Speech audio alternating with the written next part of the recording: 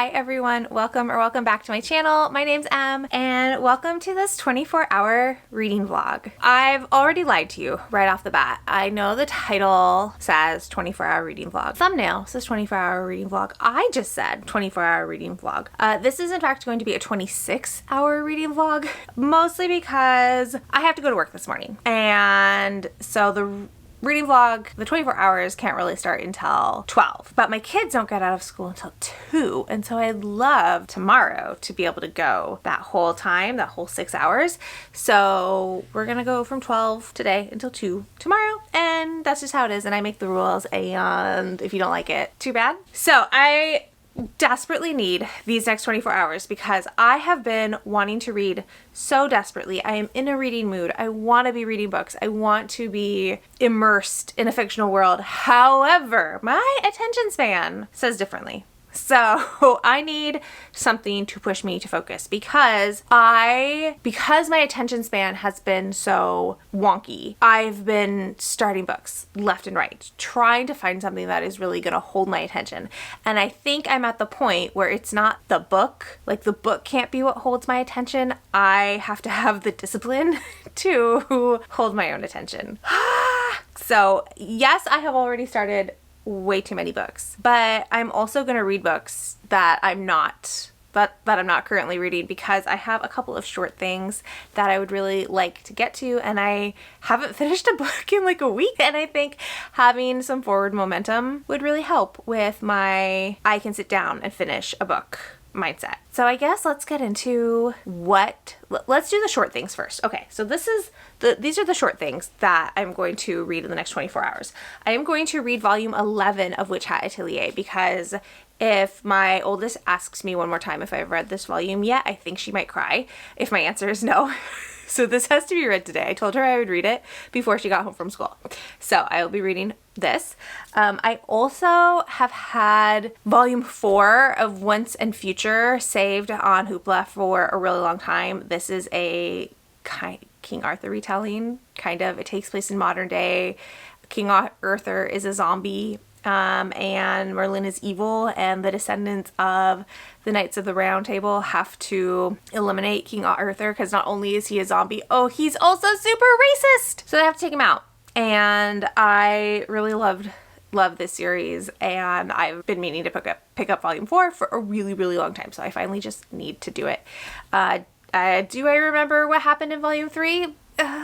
Debatable, but I'm sure I'll figure it out. It'll be fine. Okay, and then that book I'm reading for a different vlog, so we're not going to talk about that one today. You'll see that one hopefully in October. Oh, I think this will go up in October, so hopefully soon. I am still reading magical realism, and this honestly is also probably not going to be a huge priority. I would like to read another chapter at least, if not 2, in the next 24 hours. I think that would just help with feeling like I'm making progress. And then I also started Trust the other day, and using my clip for my bookmark. I haven't even bothered. This is how little attention I've given this book, is that I haven't even bothered to get it a real bookmark. I'm just using my hair clip. And I also have a list from the library, but I think that audiobook is due back. If I could get, which page am I on now? I'm on page 27. So if I could get another 50 pages in this, that would be cool too.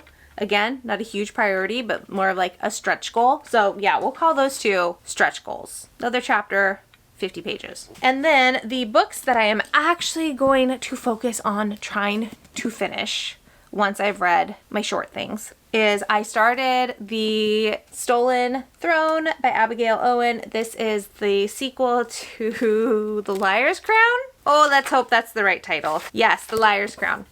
This is the conclusion. This is YA/new adult romantasy. I had such a good time with The Liar's Crown. It's about twin sisters. One is born to rule and the other is born to be forgotten. And we're following Marin, who is the forgotten twin, and her trying to save her kingdom and her sister from this evil king, evil immortal king who has been killing the queens for generations. And yeah, this one I'm actually doing pretty good on. I'm 132 pages. I just started it yesterday, and It's a good time. I like it so much. It's so fun.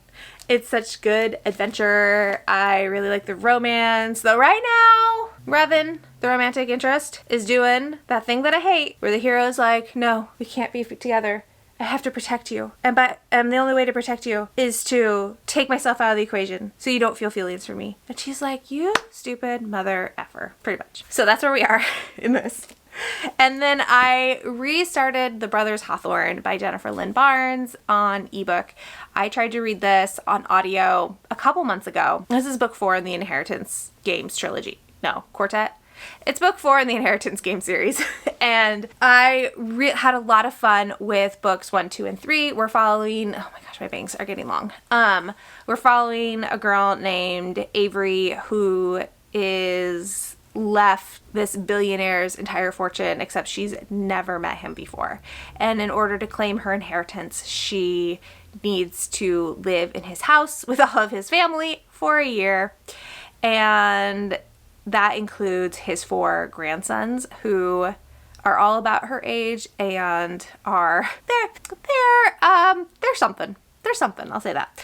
And books 1, 2, and 3 take place within that first year. And then this book 4 we're alternating from all the Hawthorne boys' perspectives. So we're jumping around for both of them and from all 4 of them. And it is a continuation of the events in the first 3 books. And when I started it at the beginning of the summer, I didn't love it on audio as much as I loved the first 3.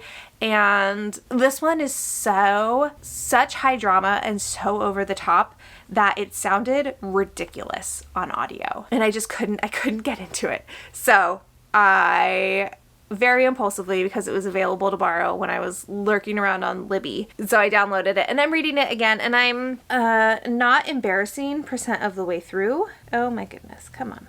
Kobo. I feel like my Kobo's getting ready to die on me because it's being such a pain. All right, I am 31% of the way through The Brothers Hawthorne. So that's not bad. And it's still very dramatic and very over the top, but it's such a quick read. The chapters are so short. All the characters are so familiar at this point that I'm kind of just trying to go with it, but it is, I don't know, it's very over the top. And it's drama and intrigue. More so, the other books are also over the top and very dramatic, but those felt really fun. This one is really towing the line for me of okay, this is too much. So anyways, that's the current state of my reading. It's a lot. I know. It feels like a lot in my soul, but that's why we're doing 24-hour readathon. So I'm just going to read as much as, 26 hours. So I'm just going to read as much as I can in that time frame. I will probably not do very much reading this evening because I do have to teach a class this afternoon, and then of course I'll come home and then the kids are home and I have to make dinner and do all the things, all the parenting responsibilities. And I think we all know nighttime reading is not where I shine, so we'll just do the best I can this afternoon. And then tomorrow, it's my day off. My only plans are to read, and go grocery shopping. And I would like to work out if possible, but I can audiobook with those activities, so it'll be fine. All right, so for now, I need to go finish getting ready to go teach my morning classes. So I will check in with y'all in a little bit.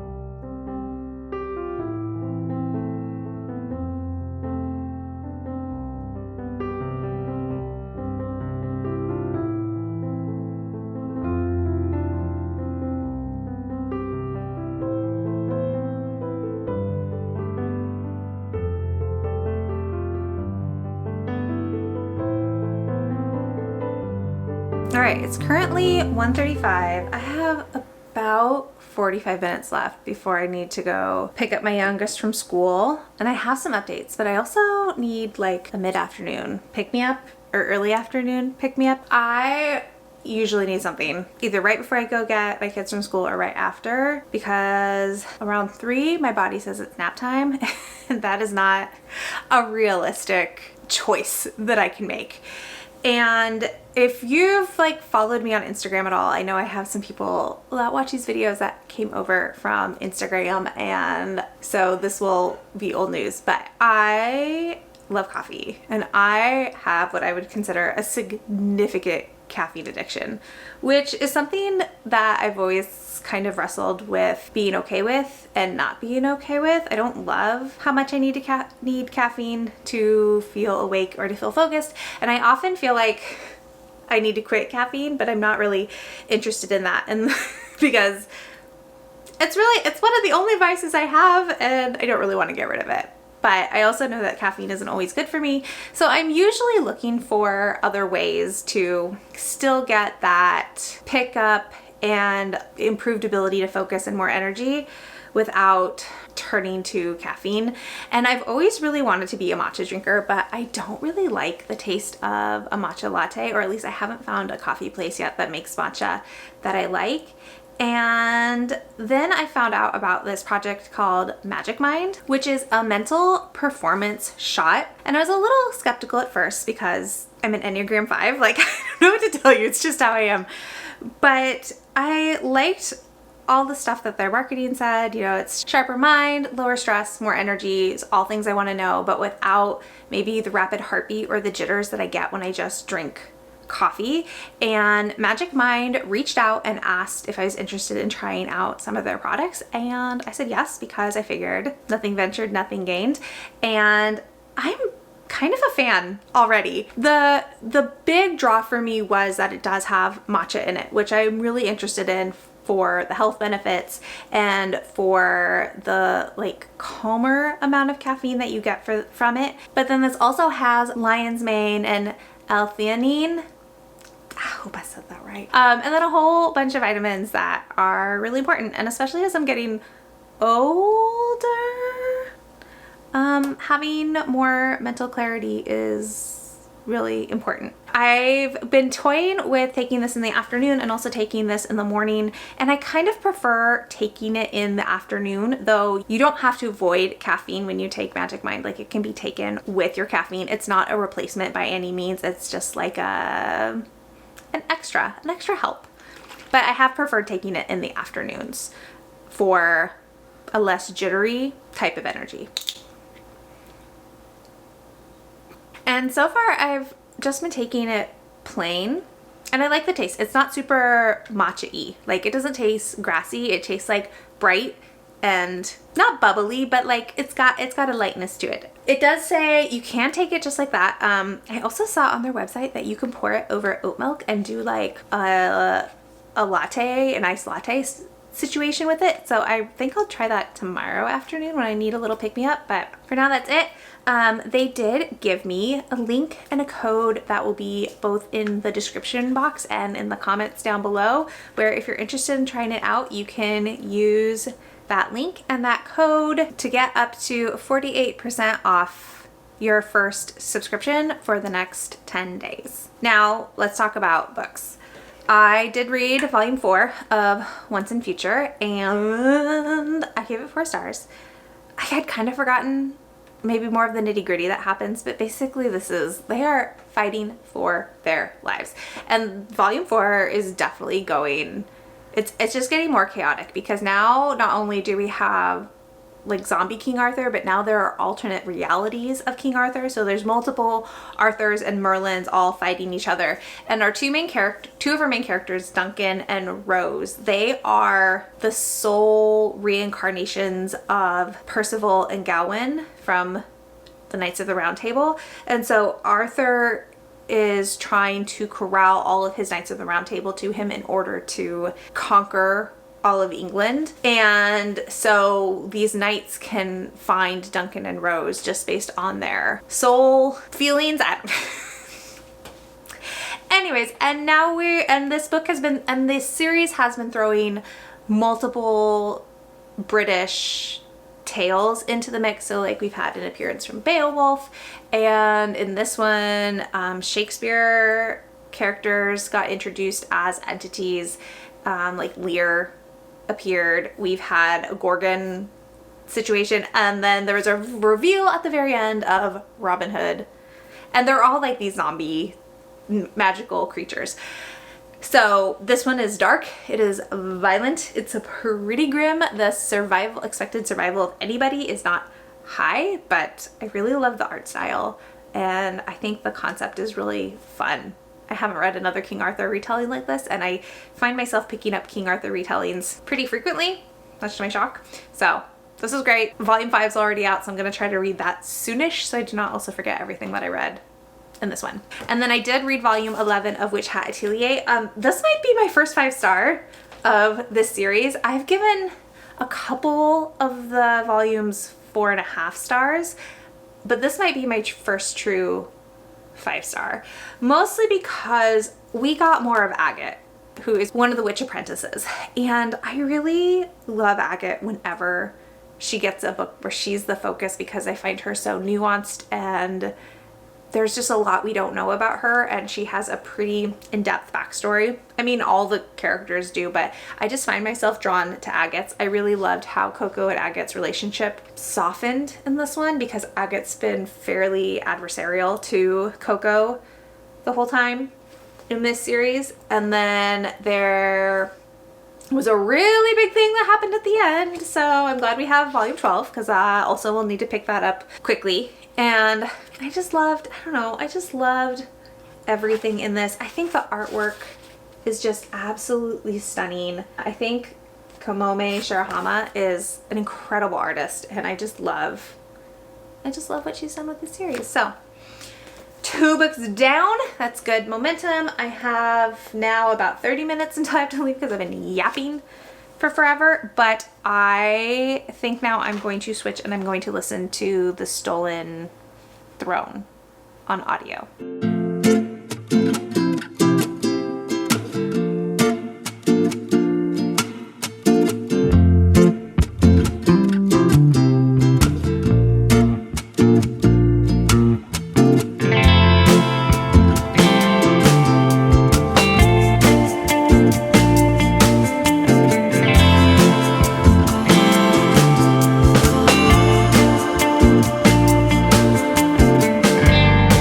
Hello friends, I'm here with a quick update. It is sometime between 7:30 and 8 o'clock. Oh, my phone's in my I'm using my phone as a bookmark so I can actually look at what time it is. It is, okay, 7:57, so just about 8 o'clock.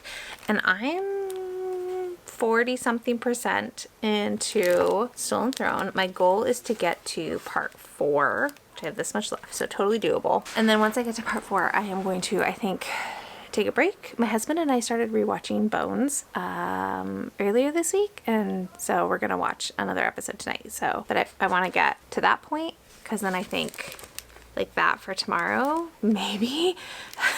It's very ambitious. But can I just say how Abigail Owen just drops in the swoon lines, because Revan is still being a big old dummy and trying to keep away from Meryn in order to protect her. Yeah, okay, whatever. And she's heartbroken. And of course, but like having to just muster up and be a leader and do what needs to get done in order to save her sister and save her kingdom, which also I am a sucker for. I could love no one like I love my sister type of story. Gets me every time. I think it's because I imprinted on Little Women at such a young age, and then my love of Frozen just continued it, and I love a story of a sister who will do anything to protect her sister. God, so good. Anyways, there's lots of adventure. I'm not going to go too far into it because like this is, you know, the conclusion to a duology, and so it's just rife with spoilers. But we've entered the questy portion of the story, or the road trip version of the story, whichever one you want to go with. And her life has been in danger. Meryn's life has been in danger so many times. My husband's doing my youngest bedtime, so it's always a production for them.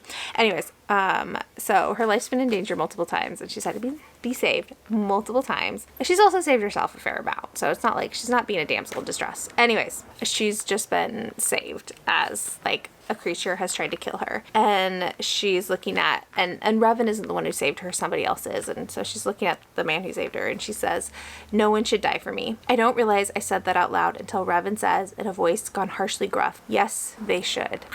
And this is after he's been giving her the cold shoulder for ages. And I just, he said something else. There was something else earlier, and I should have marked it because it was also so good, of just like, "You are my everything" kind of line. And I just love it. I'm just eating it up like it's candy and having a great grand old time. And I can't wait to see how this book ends. It's so fun. I did try to read The Brothers Hawthorne for like 10 minutes, and then I hopped right back to this one because that's just where my brain wants to be. Also, the chapters are so stinking short, and I love that for me. So thank you, Abigail Owen, for writing a short chapter. Her adult romantasy just came out, I think this week or the week before, or maybe the week before that. And I can only hope that her adult fantasy has just as short of chapters as her new adult / YA / whatever fantasy does. So having a great time. I'm going to try to read these last super short, I think it's 3 more chapters. How many pages? 24 pages. Yeah. And then I'm going to chill for a little while and give my eyes and my brain a break, because Thursdays are long and I am tired and so excited that I have tomorrow off. So I will talk to you all in the morning.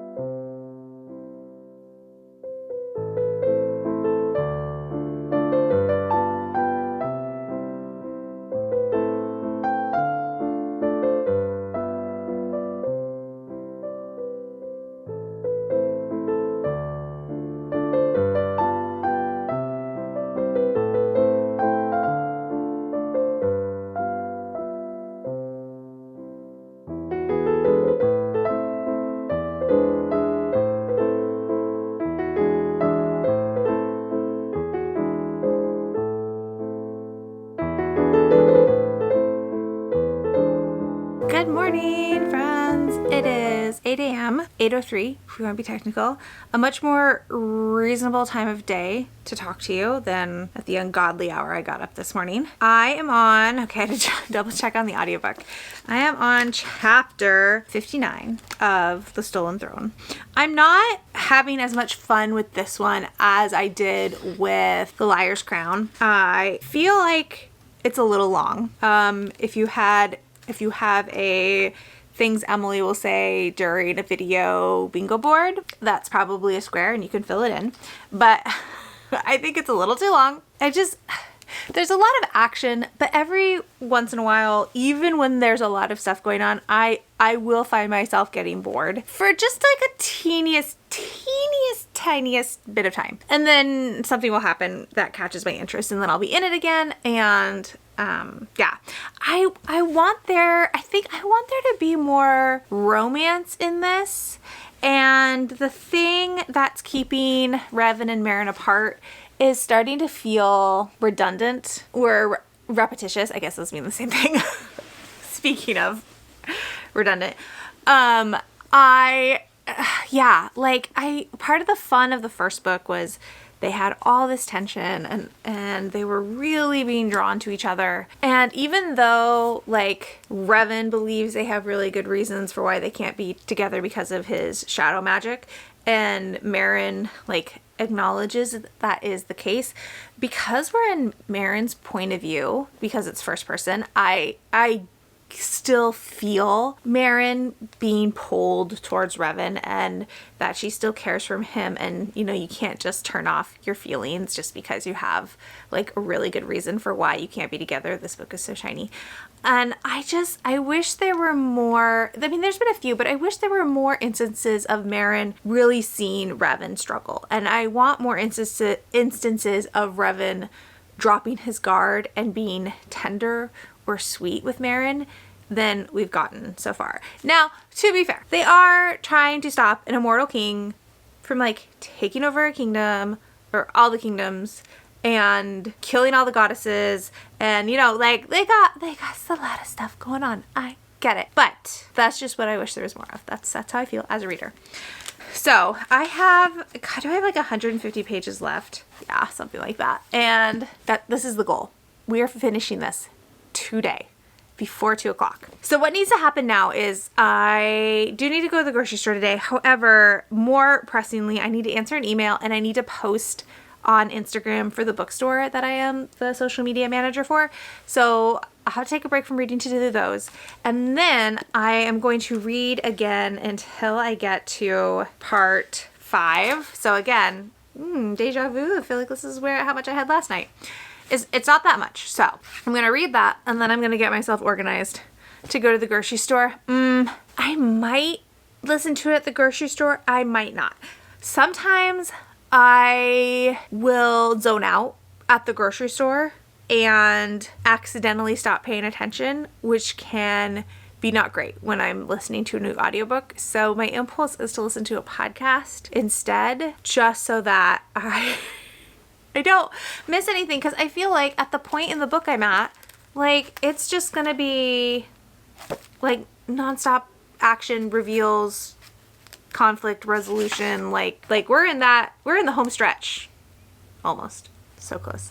So I feel like listening to this in the grocery store might be a mistake, but maybe if I slow it down to 1.75 I'll be okay. I've been listening at 2 times speed, which is perfect. I also love this narrator so much. I love the quality to her voice and the inflection she puts into her words. Her name is Samara Nami, and she's fantastic. Like, I want to listen to everything she narrates now. So, all right, there's your update. I'm going to go do my responsible stuff, and then we'll dive back into reading the book. Oh, I did read a couple more chapters of Brothers Hawthorne.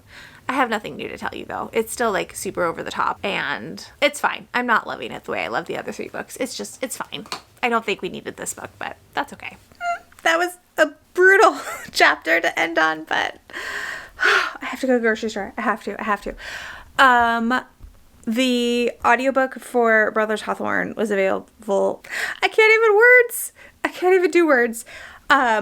The audiobook for the Brothers Hawthorne was available to borrow from my library. So I am going to sync that up with where I am on the ebook, and I'm going to listen to that while I'm at the grocery store, because honestly, if I lose track of that plot, I don't care. Like, it's fine. Like I said, I'm not super into it, or into this particular one, but you know, she does have that spin-off series that she just started, which we have book 1. I bought it for my middle kid, who is obsessed with these books, like reads them so fast. Oh my gosh. I came into their room with such a mistake. It's so messy. I'm gonna try not to show because it's kind of embarrassing. But where is it? There it is. Oh, of course, it's at the bottom of the stack. Okay, so Jennifer Lynn Barnes does have this spin-off series that just came out called The Grandest Game. That is connected to the Inheritance games, but is not the same characters. So I'm pretty sure I need to finish Brothers Hawthorne to know what the setup is for this one. So yeah, so I'm committed to finishing the Brothers Hawthorne, even if it's just like fine. All right, off to the grocery store I go, because I need to know what's gonna happen, and I keep forgetting what the book is called, but whatever. It's Stolen Throne. I need to know what's gonna happen.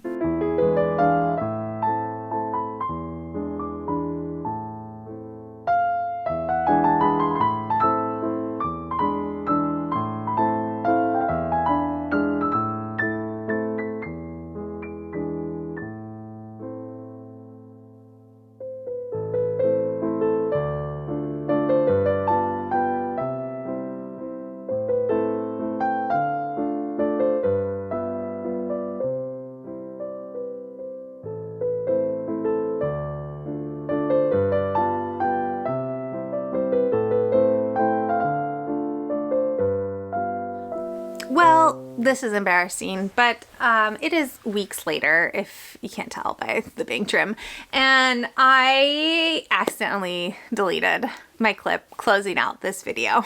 And then I've been putting off recording a new outro for you all because it was just so hard to reenact the enthusiasm I had in the actual clip, but here we are to close out this video.